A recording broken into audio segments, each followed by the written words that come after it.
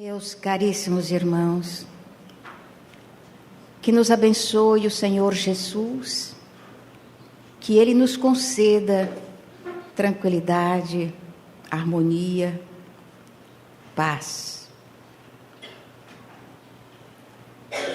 Só tu choras, irmão, em teu carpir dorido, porque trazes assim o peito compungido, guardando a noite n'alma e o fel no coração. Eu sei, algo cruel te agasta e infelicita, um travo de amargor, de pena, de desdita, semeia de tristeza a tua solidão. A festa da natura, a festa gloriosa estranha ao teu sentir. Na noite dolorosa, ascende solitário ao Gólgota infeliz. Se à volta dos teus pés esplende e canta a vida, no imo do teu ser descerra-se a ferida, que sangra de obsconsa e rota cicatriz. Entanto, amigo meu, a noite constelada desdobra pelo além as lúcidas moradas que aguardam no futuro a paz do teu sentir.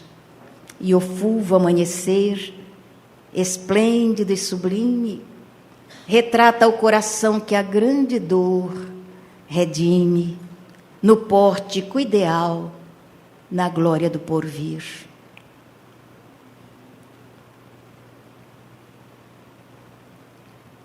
O Espiritismo, essa trilogia abençoada, filosofia, ciência, religião, que chegou até nós pelo beneplácito do coração amoroso de Jesus e pelas mãos abençoadas do professor Hippolyte Léon Denisard Rivail, chegou num momento específico da humanidade, exatamente quando o homem estava tomado pelo desencanto e pelo desespero. A fé estava lançada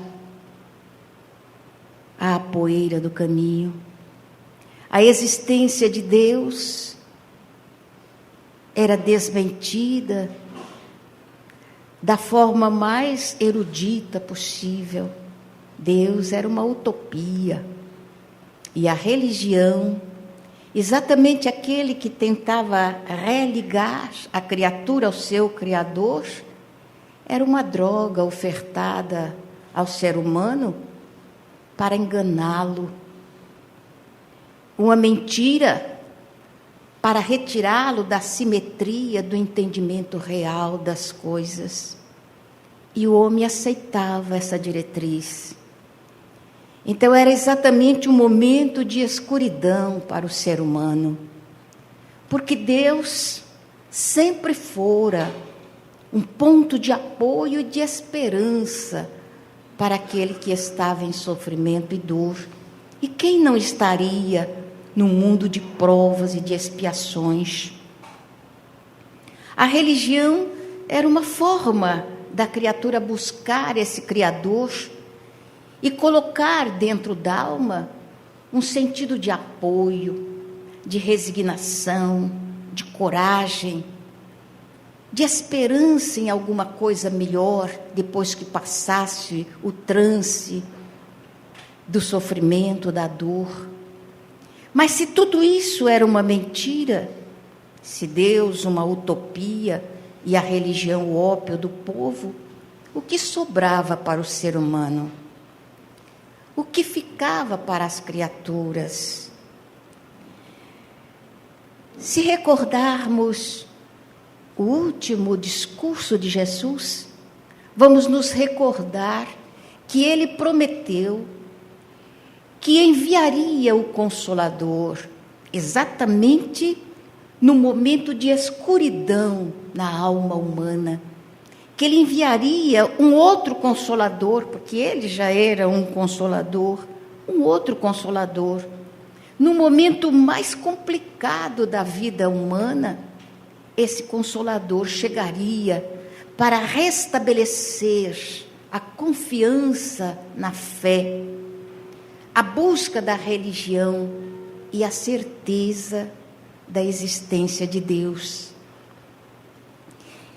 Então começa uma grande revolução na humanidade, exatamente quando os luminares do conhecimento, da intelectualidade, fazia a afirmativa da não existência de Deus, quando exaltava a vida humana como sendo o ápice da existência do ser humano e que nós deveríamos aproveitar essa vida, porque depois desta vida não existia mais nada.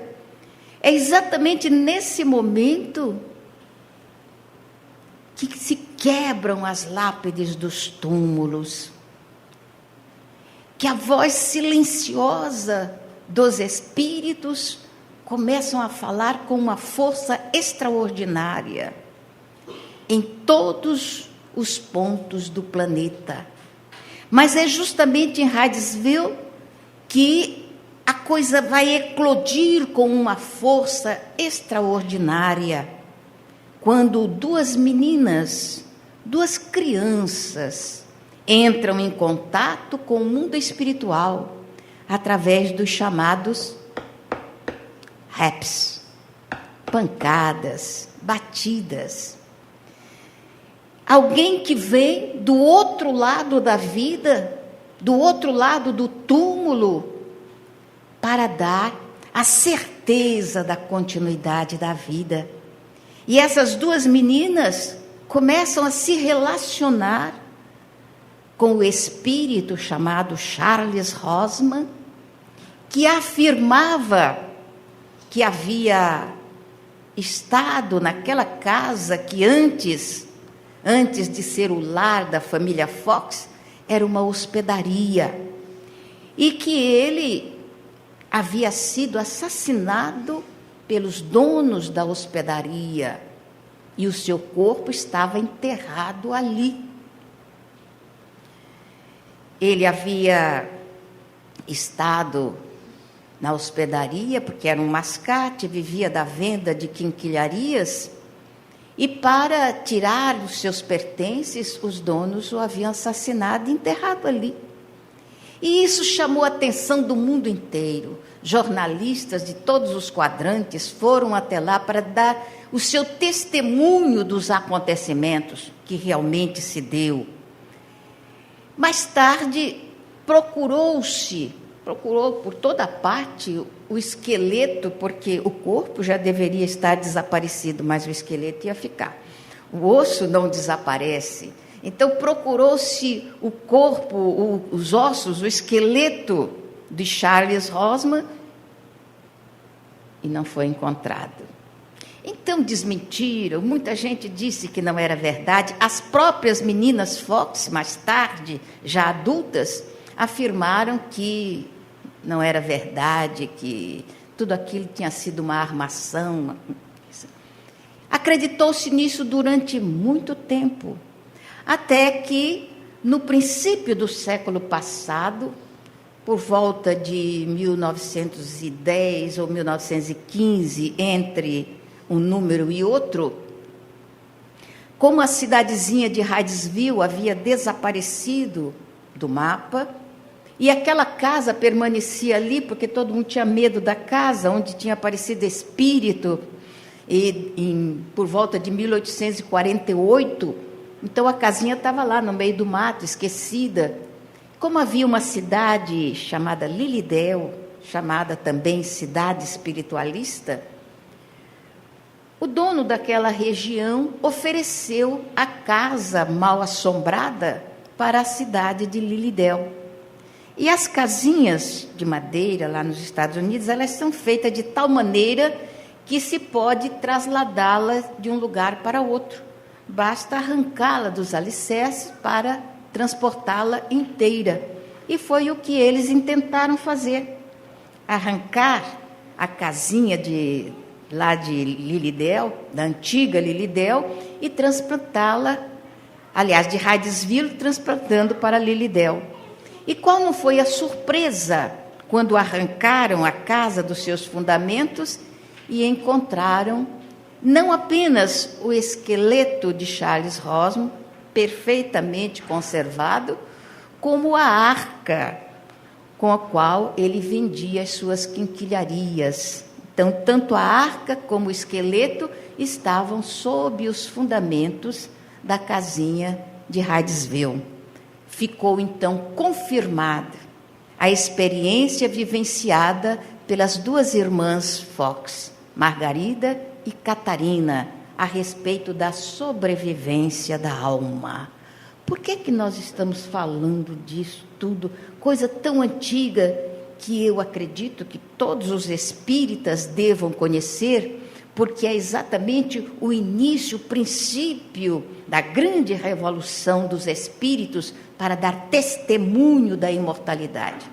Eu estou falando tudo isso, recordando, tornando mais clara na mente de todos nós, para que os espíritas que estão me ouvindo e outros tantos nunca pensem que imortalidade da alma seja uma questão de fé. Não é uma questão de fé. Imortalidade da alma é uma realidade demonstrada, comprovada ao longo desses muitos anos que nós estamos vivenciando. O sentimento imortalista vem desde o momento em que nós começamos a raciocinar, desde que nós começamos a pensar racionalmente, nós temos a sensação imortalista. Mas agora, neste hoje, nós não temos a sensação, nós temos a certeza da imortalidade, comprovada, demonstrada através das experiências realizadas pelos pesquisadores, antes de Allan Kardec, ao tempo de Kardec e depois dele também. Então, não é uma questão de eu acreditar, de você acreditar, de estar na nossa fé espírita a imortalidade da alma. Isto é uma questão científica, demonstrada. E isto é importante para você, espírita, para mim, espírita, importantíssimo. Se não vejamos, reconhece-se o verdadeiro espírita por sua transformação moral e pelo esforço que faz para domar suas tendências negativas. Muito bem. Então, o verdadeiro espírita se reconhece pelo seu trabalho pessoal, pelo seu trabalho de renovação, de modificação de comportamento, de busca de um equilíbrio na sua forma de ser, de agir, de sentir. Todavia, essa modificação espiritual para melhor, para crescer, vem também da sua certeza na imortalidade. Para você, quando você descobre que a transitoriedade da vida humana te convida não a aproveitar os valores que a Terra lhe pode oferecer, mas a conquistar os valores imperecíveis da alma, aqueles que você vai levar consigo para o outro lado da vida. Porque os valores momentâneos do mundo, esses ficam, todos eles permanecem na Terra. Agora, o valor da hombridade, do caráter, da paciência, da tolerância, as virtudes da renúncia, da honestidade, esse nós levamos conosco. Eles nos acompanham na nossa trajetória de crescimento. Então, só pela certeza imortalista, nós teremos a coragem de renovar-nos na terra onde nós nos encontramos, descobrindo que padecer aqui na terra não quer dizer que estejamos sendo castigados pela justiça divina. O sofrimento aqui na terra não quer dizer absolutamente que Deus nos esqueceu. São conjunturas naturais. E só existe sofrimento quando eu quero sofrer. Aí sim, eu deito na cama e choro bastante e vou sofrer à vontade. Mas se eu, reconhecendo a lei de causa e efeito, a lei de ação e reação, eu me nego a sofrer, então eu vou aproveitar as lutas mais difíceis para crescer, para estruturar o espírito na força real daquele que entende os objetivos da existência e deseja uma vida melhor. Quando nós somos convidados pela lei a darmos testemunho da nossa força, do vigor, equivale a dizer que já temos valores. Estava conversando agora há pouco com uma companheira e estávamos recordando um trecho do livro Libertação, André Luiz, quando um espírito feminino de alta envergadura vem de um plano superior para um plano imediatamente inferior e se encontra com duas jovens que haviam sido suas filhas aqui na terra, e elas falam a respeito daquele que havia sido pai das duas jovens, marido daquele espírito na última encarnação, e da sua situação difícil nas zonas umbralinas, onde as filhas tentavam resgatá-lo sem conseguir, e vão pedir o auxílio da mãe, que já está num plano superior. Esse espírito, então, falando com ternura às filhas a respeito da dificuldade de resgatar o pai, lá das zonas umbralinas, diz que vai reencarnar. Observem bem, um espírito de uma situação espiritual acima daquela em que está o instrutor Gúbio, contado por André Luiz. Vai reencarnar, vai receber como filhos 5 espíritos umbralinos. A gente quer ficar livre dos umbralinos da nossa casa, e o espírito vai receber 5 espíritos umbralinos. E além desses 5, mais o marido que está nas zonas de sofrimento e de angústia. E juntamente com esse marido, ela vai receber a criatura que foi assassinada pelo marido na última reencarnação. Vai receber os 2 dentro de casa. Então ela diz às 2 filhas que a vida vai ser muito difícil, porque eles estarão criando um verdadeiro campo de batalha dentro do lar, onde ela vai pontificar como ponto de equilíbrio, o ponto de ternura, o ponto de carinho, para tentar apaziguar aqueles espíritos complicados e difíceis. Veja bem que para nossa mente muito presa às coisas do mundo, como é difícil entender o raciocínio das almas superiores. Elas não fogem às complicações, enquanto que a gente quer deixar de lado as complicações aqui na Terra, esquecendo que a maioria dessas complicações foram criadas por nós. Observemos a nossa situação. Hoje, nós estamos vivendo um conflito, olha só, quase que um conflito armado, de irmãos contra irmãos, família contra família. Por causa de quê, Jesus? Por causa de alguma coisa que a gente não tem a dimensão, que são as eleições que estão passando aí.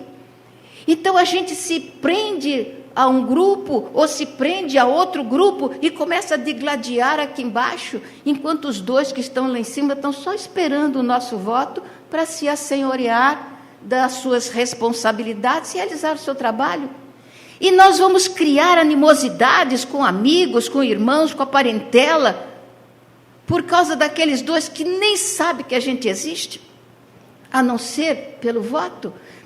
Observem como isso é irracional. E aí a gente se recorda das palavras de Mira e Lopes. Olha o que é que ele diz a nosso respeito.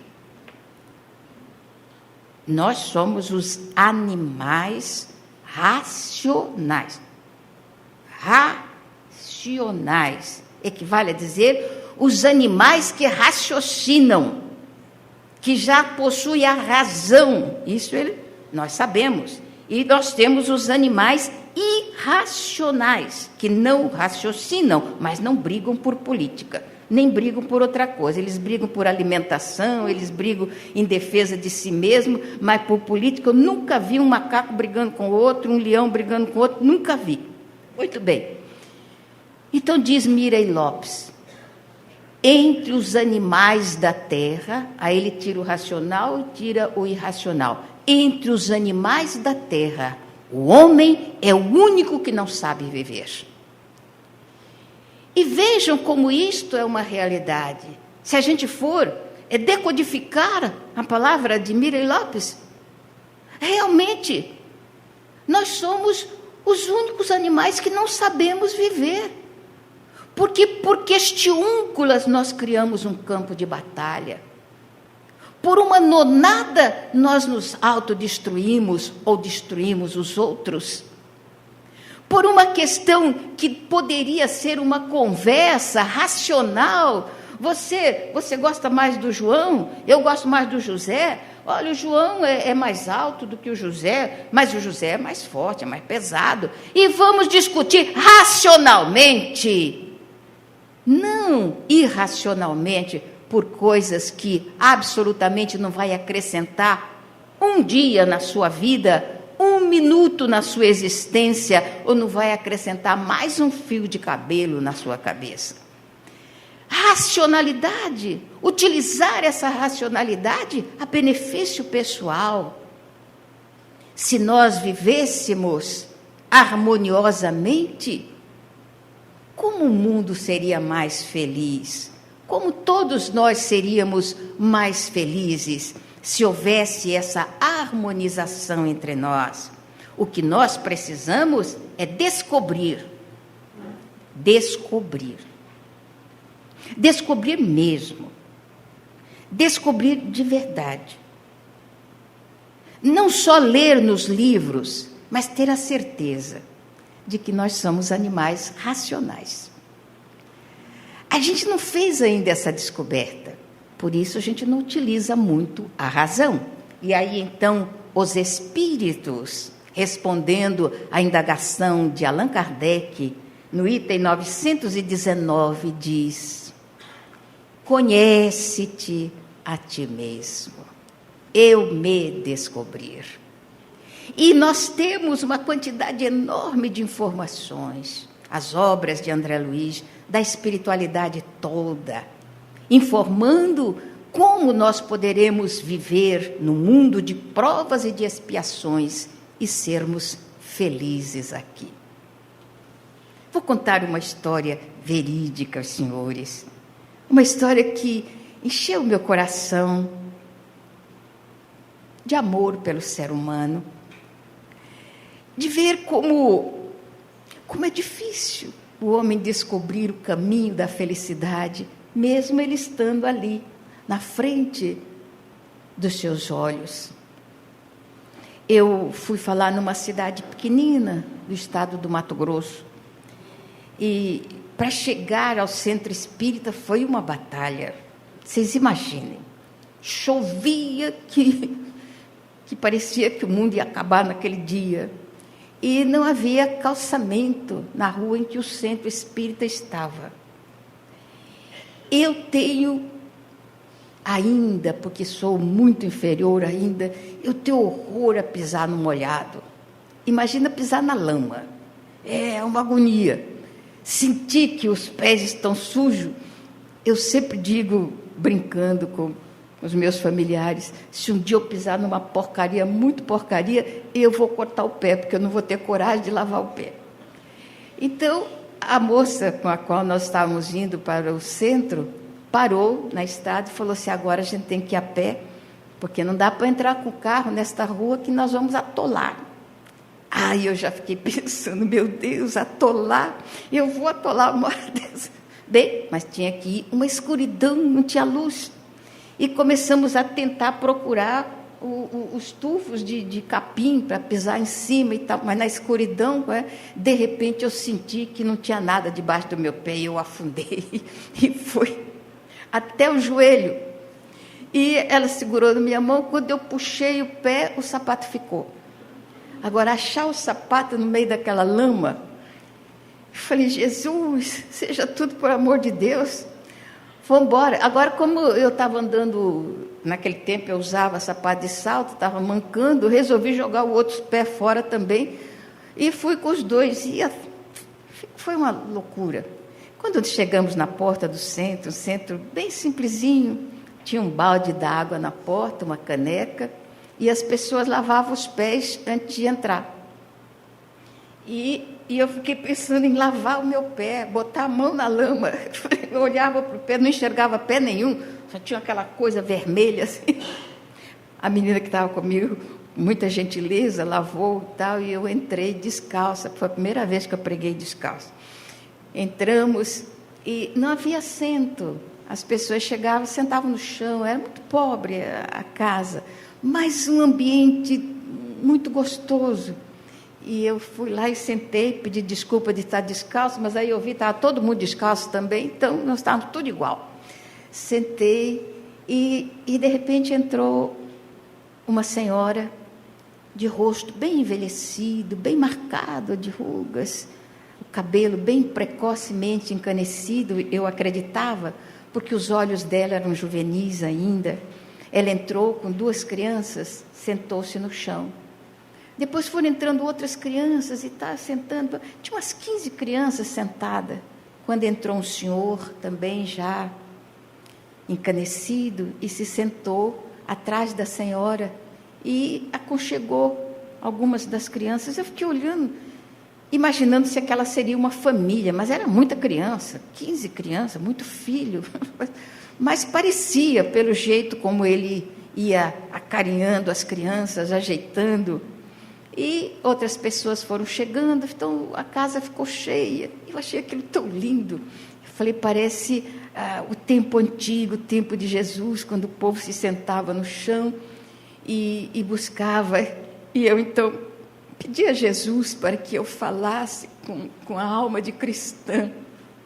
E a inspiração veio, porque os Espíritos são muito bons.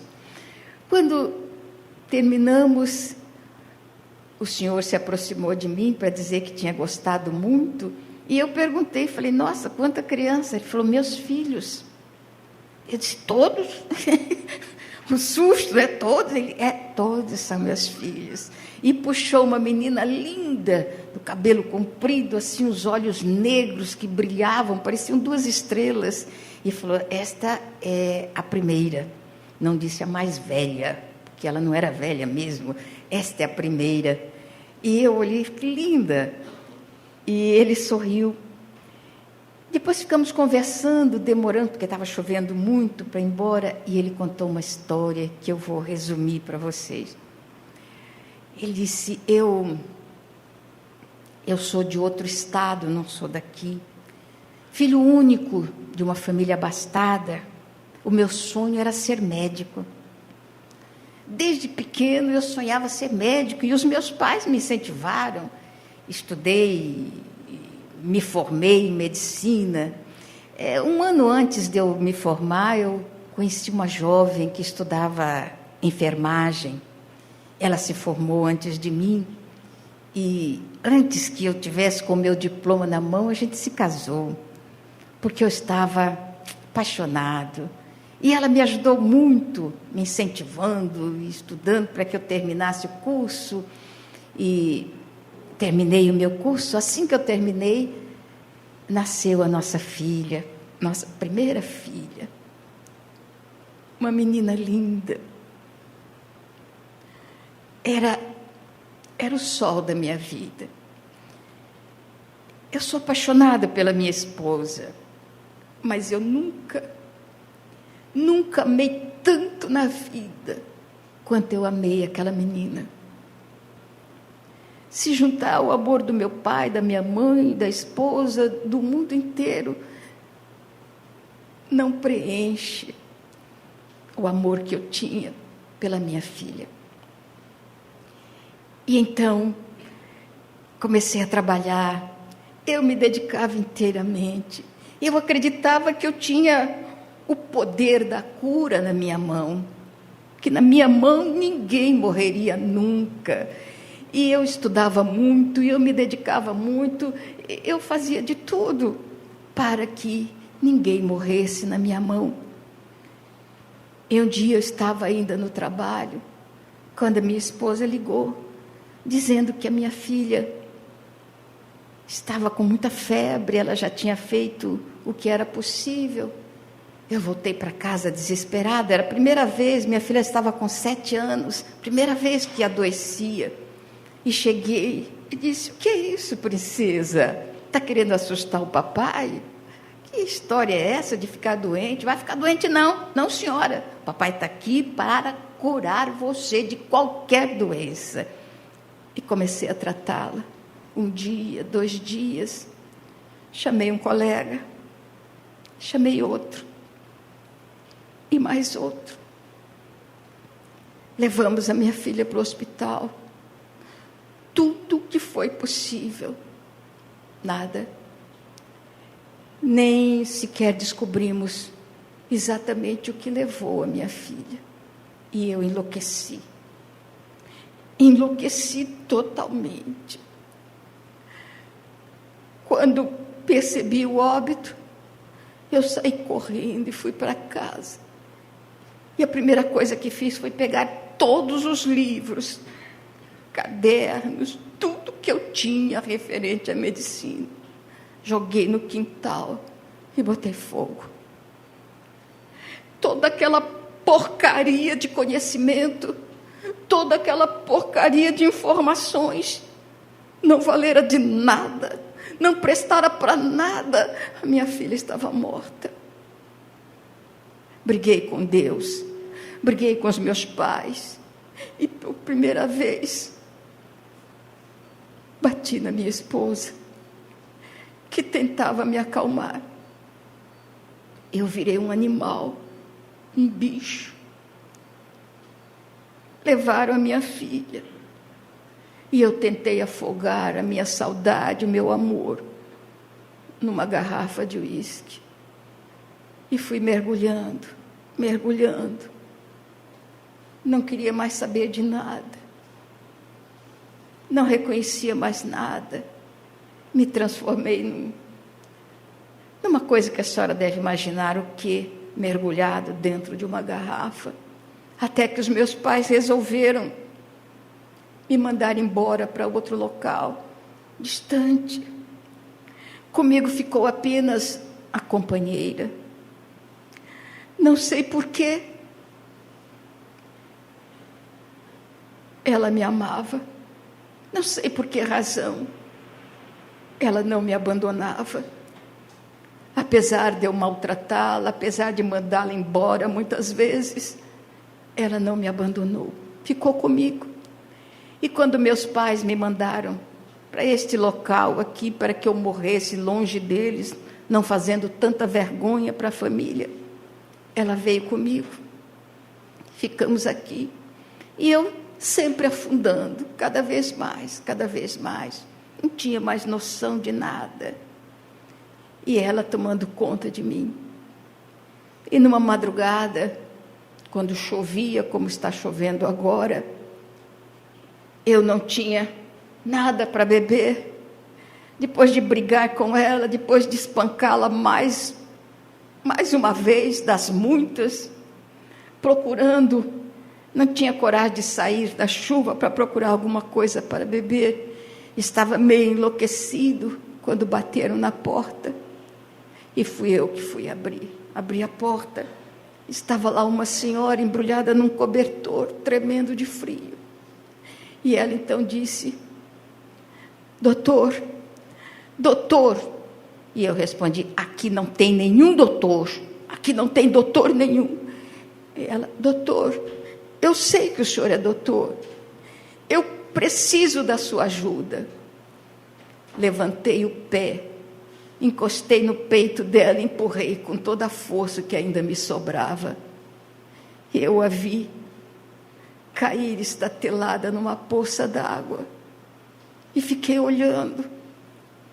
Ela levantou humilde, passou a mão na saia, encharcada, enlameada, e falou: doutor, eu preciso da sua ajuda. Por favor. Não sei se foi a cena, ou se foi a vergonha, não sei exatamente o que foi, mas eu disse a ela: eu não tenho mais condições de nada, eu não tenho mais nada com que possa fazer alguma coisa. E naquele momento, alguém botou a mão no meu braço e apertou, e eu olhei a minha mulher. Então ela apresentou a minha velha valise e disse: eu guardei. Ela havia escondido, não sei como, nem sei onde, mas ela escondeu, estava na mão dela. Eu então peguei a valise e saí com aquela senhora. Cheguei num casebre e lá numa enxerga estava uma menina, 7 anos, presumivelmente, 2 olhos negros enormes, um cabelo mais escuro que a noite, uma face pálida, marcada pela febre. Olhei e parecia que o coração ia parar no peito. Era minha filha. Bastava que a pele fosse um pouco mais clara e era minha filha. A senhora não imagina a loucura que tomou conta de mim. E comecei a batalhar contra a enfermidade que queria roubar aquele corpinho delicado das minhas mãos. E eu disse à morte: dessa vez não, dessa vez não, dessa vez eu venço. E durante 3 dias, 2 noites, eu estive ali à beira daquele grabato, até que eu estava adormecido, quando alguém me despertou. Abri os olhos, assustado, olhei a menina, e a mãe disse: doutor, ela está fora de perigo, está sorrindo, doutor, e eu trouxe uma xícara de café para o senhor está aí há tanto tempo. Tomei o café e fui embora para casa tranquilo, para encontrar aquela mulher acabada, envelhecida. Olhei para ela um pouco assombrada. A minha esposa era tão linda antes de eu destruí-la toda. Eu a abracei, nós nos abraçamos, e ela disse: você voltou, graças a Deus. A partir daquele dia, eu me tornei o doutor da cidade, correndo atrás da saúde para devolver aquelas pessoas. Era uma luta. Hoje nós temos um pequeno hospital, uma coisinha pequena, mas eu tenho batalhado, não tenho mais medo da morte. A gente luta, às vezes ela ganha, às vezes sou eu quem ganho. E quando sou eu quem ganho, eu olho para ela e falo: ainda estou aqui. E uma noite bateram na porta e eu me levantei já com a valise na mão, mas era a primeira menina que eu havia salvo da morte. Doutor, a minha mãe. Fui correndo com ela até a casa. Ela estava muito mal Eu disse: "Oh, minha filha, por que não me procurou antes?" Disse: "Ah, doutor, dessa vez o senhor não ganha. Eu sei. Mas o senhor não ganha essa batalha, porque está na minha hora. Mas se o senhor não se importar, eu gostaria que o senhor ganhasse uma outra batalha. Eu não tenho nada, doutor, o senhor sabe disso. A única coisa que eu tenho é isto aqui." E tirou debaixo do travesseiro o Evangelho segundo o Espiritismo, o meu tesouro, e a minha filha, o meu outro tesouro. E eu queria oferecer os 2 tesouros que eu tenho para o senhor. O senhor aceita? Bem, este é o tesouro valioso que ela me deu. A mocinha deveria ter uns 15, 16 anos. Aí pegou da mão da senhora, e este é o mais valioso, o Evangelho segundo o Espiritismo. A partir daquele dia, nós ganhamos a nossa filha. Depois veio uma outra filha, um filho, outro filho, e o povo foi achando que o meu barraco tinha que crescer para poder guardar esses filhos todos. Nós temos 16 filhos. E eu tenho, juntamente com os filhos, esse anjo que Deus colocou ao meu lado, a minha esposa. E eu não canso nunca de agradecer a ela, de nunca ter me abandonado, mesmo quando eu era um animal irracional e enlouquecido. Ela esteve sempre ao meu lado. Então eu acho, dona Ana, que Deus faz essas coisas boas com a gente. Apesar de não merecermos, Ele coloca anjos luminosos ao nosso lado. E de todos os anjos que Ele mandou na terra para me cuidar, ela é o mais luminoso de todos, meu anjo de guarda.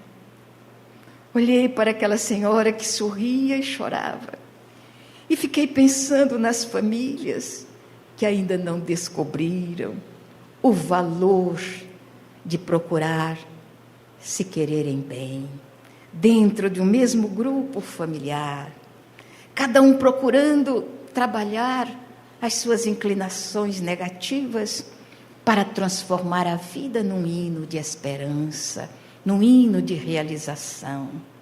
Aquele médico, depois de pagar o preço do aprendizado, despertou para a realidade do bem. Hoje já está no mundo espiritual, mas deixou um rastro de luz na sua passagem por uma cidadezinha tão diminuta. Às vezes eu me pergunto, quem seria o maior ali naquele grupo? Aquela senhora que venceu todos os percalços para resistir contra o mal que habitava a alma daquela criatura?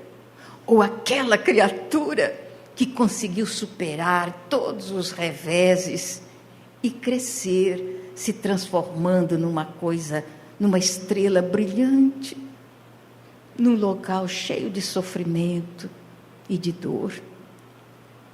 Não importa quem seja o maior, o importante é quem seja mais lutador.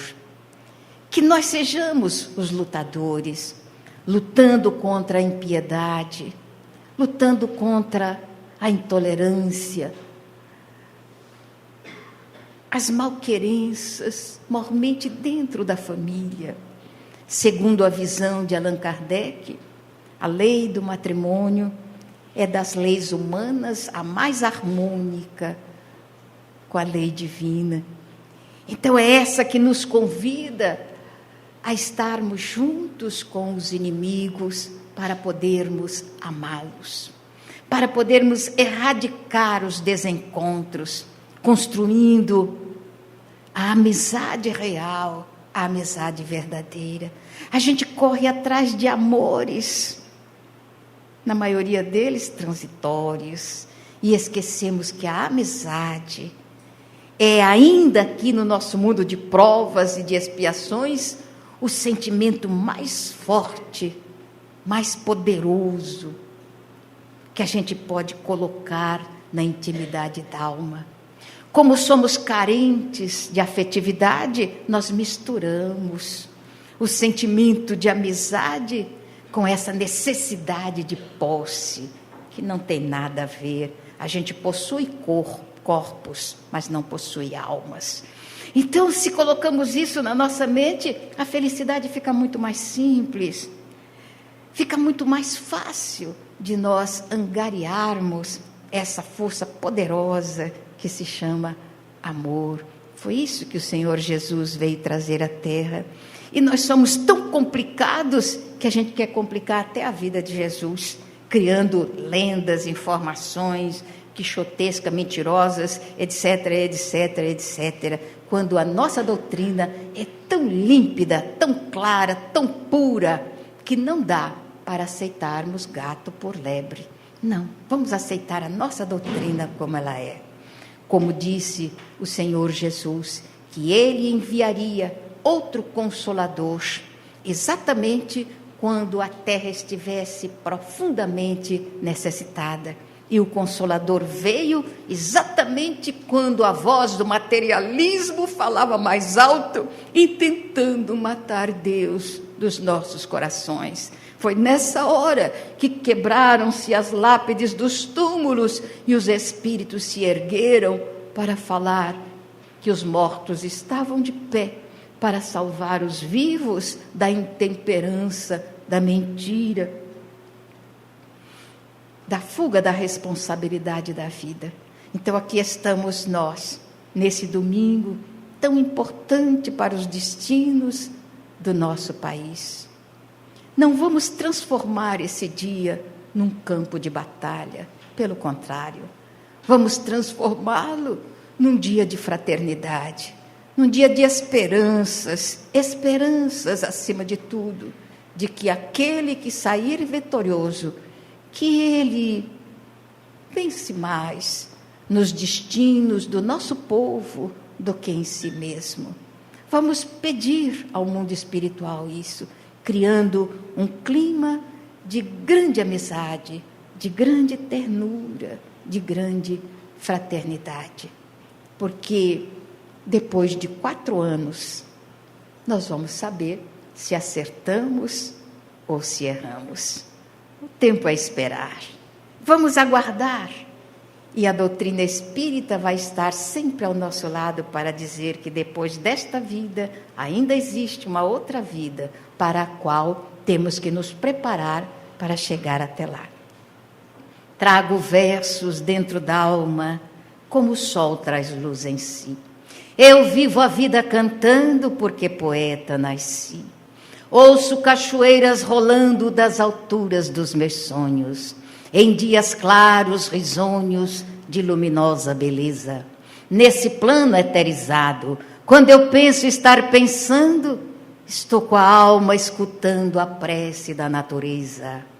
Há no meu peito cascatas, vibrando ternas sonata no teclado das estrelas. E embora a grande distância, seja noite ou seja dia, com as lunetas da poesia, eu sempre consigo vê-las. Há no meu peito um garimpo de cristais e diamantes. E eu mesmo sou garimpeira que só procura brilhante que tenha cor de alvorada. Pedra com jaça ou defeito, no garimpo do meu peito não quero seja encontrada. Niágaras, Paulo Afonsos, Sete Quedas, Iguaçus, cataratando meus sonhos a quedas d'águas aflus. Fontes líricas serenas, bandos de lindas falenas, dando 1000 cores ao dia, jardim suspenso nos ares e outras notas singulares, faz-me conhecer a poesia.